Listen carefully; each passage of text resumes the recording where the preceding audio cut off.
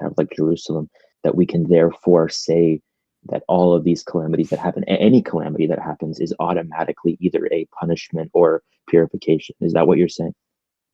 Yeah. Hmm. Wait, And Aquila. likewise, any sort of like tangible material blessing, like your city's awarded the FIFA World Cup, and then money starts pouring in. To some people, that will be a cause for, as it were, gratitude to God, and for other people, that'll be a cause for the hardening of their hearts. So Aquila, I wasn't here for the start of all of this, so I'm just trying to Hmm. grasp what you're saying without misrepresenting you. So you're saying, hypothetically, if a parish was being bad and did like bad things or had bad attitudes or evil within it, right? And a parish priest sexually like defiles a kid in that Yep. parish, you're saying Yep. that God could have possibly used that child getting sexually defiled as a punishment to either the priest or other people in there? No, not just could have, in fact does. He punishes the wicked in that parish through Why, that why, horrible. Okay, okay. why would you say that? Well, hold on, Jasper, just real quick. I just need to understand because I don't want to misrepresent him. So, not could have, excuse me, sorry, not could have, God did in this hypothetical use the parish priest defiling that kid Yeah, as a that's punishment to the funny. parish for whatever reason, whether it be their pride or whatever. Yeah, that's right. All right. I mean, Um, I mean that's, I mean, Aquila, like, doesn't that strike you as like wow. strange? No. Wow. Just Aquila, can I play the devil's advocate here and challenge you? Yeah. Okay. I want to know how you respond to someone who says, "What about when Jesus, the blind man, and the disciples say, 'Is it because of his parents' sin that he's blind?'" And Jesus said, Yeah. "No, It's it to show the glory of God.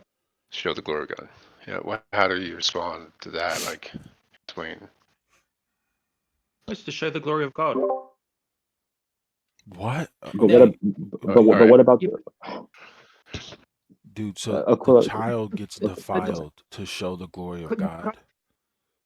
could I please dwell on the man born blind? Um, Why though? like, Why are doesn't we switching it? we're No, staying we're on the not. We're man not born. switching it. It's a, Okay. Yeah. it's using. He's trying to use a scripture to see a possible objection. I'm seeing how he Tick, responds to this. tick, Yeah, he tick. doesn't want to So the see man it born in the blind, extreme example you used. his healing It's crazy. was, as it were, to the faithful, a cause of rejoicing. It's like, we know he's God, but he did it. Like, he's benign, and it's like, for this poor man, he can see now, and we're rejoicing, we're happy with him, and it's a delight. That same act of healing is to the wicked. It confounds them and makes them angrier. So it's like, if I was to say, in a parish, God uses miracles to confound in a sinful, bad parish, God will use a miracle to confound and disturb them. No one blinks an eyelid. If I say, in a holy parish, God uses a miracle to delight his faithful. No one blinks an eyelid. But when we talk about things which are not sort of titillating to the senses, as it were, or what we would call positive in a subjective sense, a tragedy befalls in a parish. It could be a moral or a physical tragedy. In the case of pedophilia, it's a moral and physical tragedy. You say, God uses this to punish the wicked, but he also uses this to purify the holy. Everyone's like, "Why, Aquila, what are you saying? What the hell?" It's like, what are you going on about? I don't understand the objection. Yeah, maybe if I can lay this out in like blunter terms, um, What you're saying is that God causes a child to get piped by a priest just It's not what I because said. of discipline for a parish. Nope. This All is sin literally happens. what you just said. Nope. Sin occurs on account of sin. I will paraphrase to you from Sirach chapter 15. No, it's it is Sirach chapter 15. God gives no one permission to sin. He has no need of a sinful man. He has not given anyone no, he has not commanded anyone to sin, because God has no need of abominations. He has not given anyone permission to sin, but he does use sinners to his means.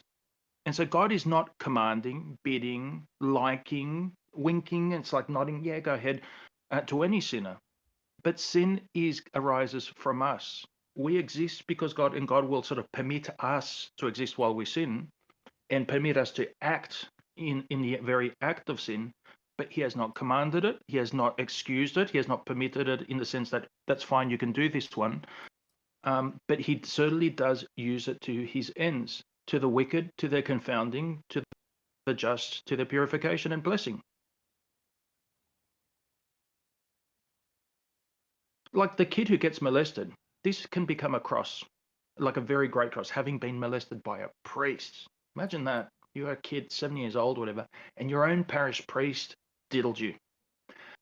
That becomes like either you're going to grow up hating God, or you're going to Yep. grow up, with an attitude of forgiveness and holding on to God despite the very heavy cross you've experienced.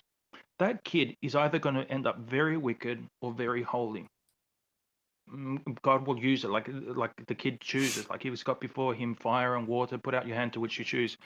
It'll be more extreme than someone who just had, they had a Game Boy and once dropped it and it broke on the floor, and that's the extent of their crosses.